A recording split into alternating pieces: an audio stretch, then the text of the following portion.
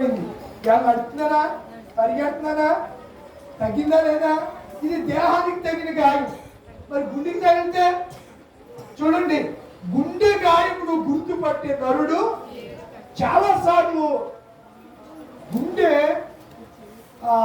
పిండేసే పరిస్థితులు ఉంటాయి. ఎందుకు ఇలా జరిగింది, ఇంత మోసమా, ఇంత దగా, ఇంత నమ్మించి ఇలా చేస్తారా? ఆ గుండె కోత, ఆ గుండె బాధ ఎవరికి తెలుసు? ఇప్పుడు పరమార్థ శ్రమ ఉంది కదా, క్రీస్తు మనసు ఎవరికి తెలియదు. మనస్సులో ఉన్న బాధ ఒక యేసయ్యకు మాత్రమే తెలుసు. దేవుడా మన స్తోత్రం కలుగునుగా. ఆమేన్. కనుక నా ప్రియమైన దేవుని పిల్లలారా, ఈ పాటలో అదే రాయబడింది. ఏమంటే గుండె గాయమును గుర్తుపట్టు నరుడు నీవే యేసయ్యా, నా అంతరంగమును తరలించుచిన, నా అంతరంగాన్ని తరలించుచిన ప్రేమ నువ్వెవరివి? ఏమైంది? హలో, ఏమైంది? ఆ బుద్ధికి మిమ్మల్ని మింగేదిలే, ఏదో పాము వచ్చేసినట్టు. ఇదే సైతాన్ గారు చేసే పనులు. నేను ఎప్పుడు వచ్చే ముందు ప్రార్థన చేస్తున్న వస్తాను, పావుగంట మోకలు ఇచ్చి వచ్చే ముందు కంపల్సరీ ప్రార్థన చేసాక బండి ఎక్కుతాను. ఎట్టి పరిస్థితుల్లో కూడా దాన్ని మాత్రం మిస్ అవ్వను. ప్రార్థన లేకుండా నా ఫిలాసఫీ ఏంటంటే, ప్రార్థన లేకుండా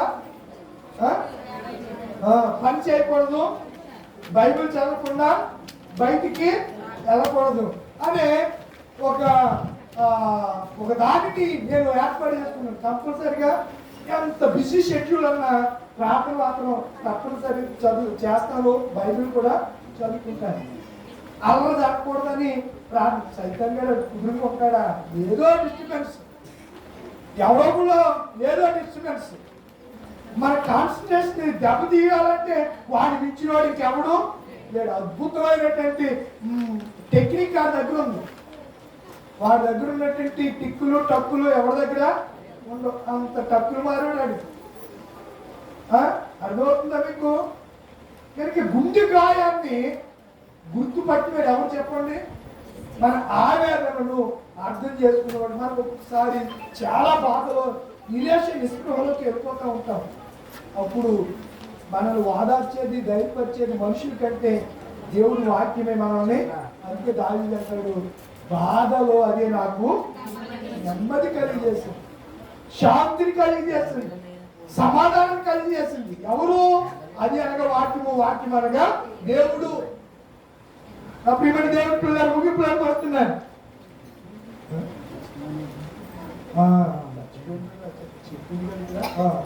చెప్పు, మర్చిపోయింది ఆడుతున్నారు. కనుక పరమాత్మ ఈ శ్రమ ఫస్ట్ చెప్పవలసిందే. నేను సరే చెప్పియా ముగిస్తున్నా. పరమాత్మ శ్రమ అనగా క్రీస్తు యొక్క మనస్సు. ఆయన మన కొరకు ఏం చేశాడు చెప్పండి? శ్రమలను అనుభవించాడు. అటు కృప దేవుడు మీకు అనుగ్రహించునుగాక. ఆమేన్. సాక్ష్యం తర్వాత అప్పుడు నేను ప్రార్థన చేస్తాను. రజనీ, ఏ పేరు? రజనీ గారు బాగుండ్రు. ఆ పక్కన ఉండూరు అని ఉంది. ఆ ఉండూరు నిండా బాగుండ్రులే.